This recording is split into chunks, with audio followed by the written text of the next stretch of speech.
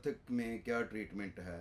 ये जो नाखून चबाते हैं या नाखून कुतरते हैं जो लोग अपने दांतों से, उनकी होम्योपैथी में कौन सी मेडिसिन है? ज़ाहिर है ये एक स्ट्रेस है, एंजाइटी है और ये एक नफ्सियाती मसला है जिसकी वजह से ये मसला होता है। तो होम्योपैथी जो है वो जहाँ जिस्मानी अलामात का इलाज करती है, वहाँ पे नफ्सियाती अलामात का भी इलाज करती है। तो अकॉर्डिंग टू सिम्टम्स अगर हम मेडिसिन दें तो ये जो नेल बाइटिंग का मसला है वो हल हो सकता है होम्योपैथिक मेडिसिन के ज़रिए से। जैसे इसकी बहुत अच्छी मेडिसिन है मेडोरिनम। और मेडोरिनम में जो पेशेंट है उसको जल्दी बहुत होती है, इंतहाई एनजाइटी में होता है, टेंशन में होता है और उसको लगता है कि वक्त बड़ा आहिस्ता आहिस्ता गुजर रहा है, इसको बड़ी तेज़ी से गुजरना चाहिए।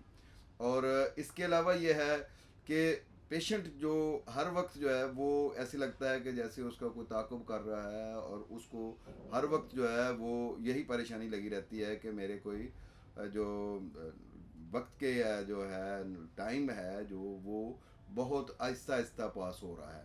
इसी तरीके से हमारे पास एक मेडिसिन है अर्जेंटम नाइट्रिकम। अर्जेंटम नाइट्रिकम भी बहुत अच्छी मेडिसिन है जो नेल बाइटिंग में बड़ा अच्छा काम करती है। नाखूनों में एक इचिंग सी महसूस होती है और दिल चाहता है कि मैं नाखूनों को चबाऊं।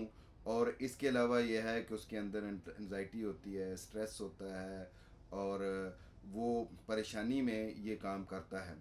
और इसके साथ साथ नेट्रोम्योर एक मेडिसिन है, वो भी जो ख़ास तौर पर बच्चे जो अंगूठा चूसते हैं या इसके अलावा नेल बाइटिंग करते हैं, उंगली मुंह में डाले रखते हैं, तो उसके लिए ये बहुत अच्छी मेडिसिन है।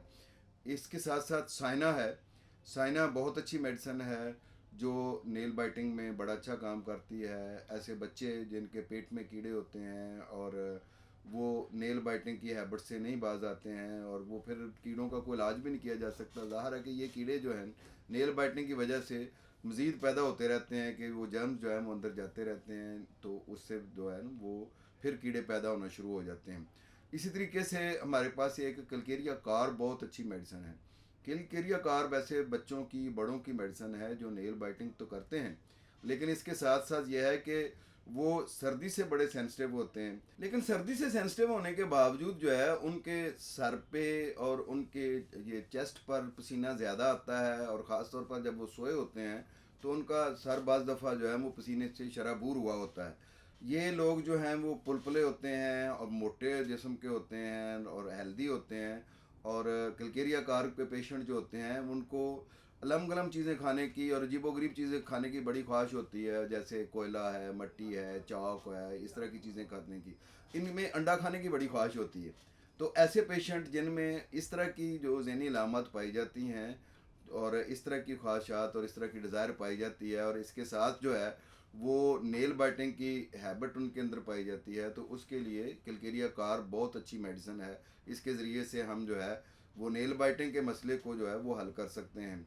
होम्योपैथी की बहुत सारी मेडिसिन हैं जो according to symptoms nail biting के लिए काम आती हैं। मसलन कलकेरिया फास है, बाज़ लोगों को कैल्शियम की कमी होती है जिसकी वजह से जो है वो नेल बाइटिंग करते हैं, तो ऐसे बच्चों की और ऐसे बड़ों की मेडिसिन भी। और कलकेरिया फास जो है वो ज़हनी अलामात पर भी बहुत अच्छा काम करती है, उस वक्त भी ये मेडिसिन दी जा सकती है।